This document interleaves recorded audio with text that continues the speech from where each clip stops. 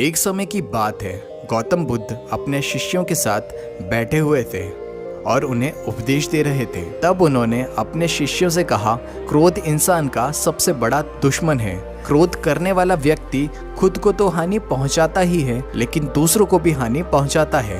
वह प्रतिशोध की आग में जलता है और अपने जीवन को बर्बाद करता है। उनके उपदेश खत्म हो जाने के बाद उनके शिष्यों में से एक शिष्य खड़ा होता है और उनसे बोलता है, तू एक ढोंगी है। तेरी बातें मनुष्य के रहन सहन से विपरीत है और तू जो भी कहता है उसे अपने जीवन में अनुसरण नहीं करता है और दूसरों को यह सब करने को कहता है। जब उसका वह शिष्य गौतम बुद्ध को उल्टी सीधी बातें कह रहा था, तब गौतम बुद्ध ने कोई प्रतिक्रिया नहीं दी और वे शांत बैठे रहे।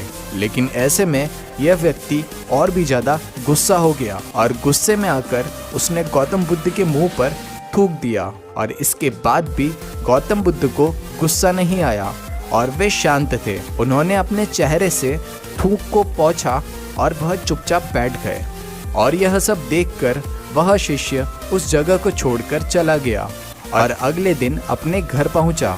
और जैसे ही वह अपने घर पहुंचा तब उसका दिमाग शांत हो चुका था।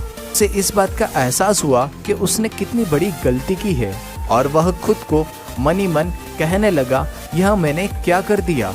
मैंने गौतम बुद्ध का अपमान किया है। ऐसा पाप मैं कैसे कर सकता हूँ। मैंने बहुत बड़ी गलती कर दी। मुझे जाकर उनसे माफी मांगनी होगी। यह कहकर वो तुरंत ही गौतम बुद्ध के पास चला गया, लेकिन गौतम बुद्ध उस स्थान पर नहीं थे। ऐसे में वह शिष्य जगह जगह भटक कर उन्हें खोजने लगा और जैसे ही उसे महात्मा बुद्ध मिले, वह उनके पैरों पर गिर गया और उनसे कहने लगा, मुझे माफ कर दीजिए, मुझसे गलती हुई है। मैंने आपका अपमान किया है।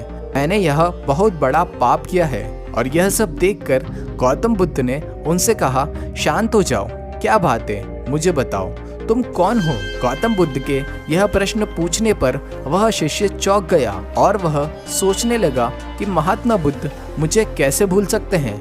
मैंने तो उनका अपमान किया है। यह सोचकर उसने महात्मा बुद्ध से पूछा, मैं वही शिष्य हूँ जिसने कल आपका अपमान किया था और आप इतनी जल्दी मुझे भूल गए। महात्मा बुद्ध ने उस शिष्य से कहा, हमें कल की बात को कल में ही छोड़ देना चाहिए। वह अच्छी हो या बुरी, उसके बारे में बार बार विचार नहीं करना चाहिए। मैं बीती हुई बातों को पीछे छोड़कर आगे चलता हूँ और ऐसा ही हम सबको भी करना चाहिए। महात्मा बुद्ध की यह बात सुनकर वह शिष्य और भी ज्यादा प्रभावित हुआ और उसने बोला, मैं आज से आपकी हर बात माना करूँगा।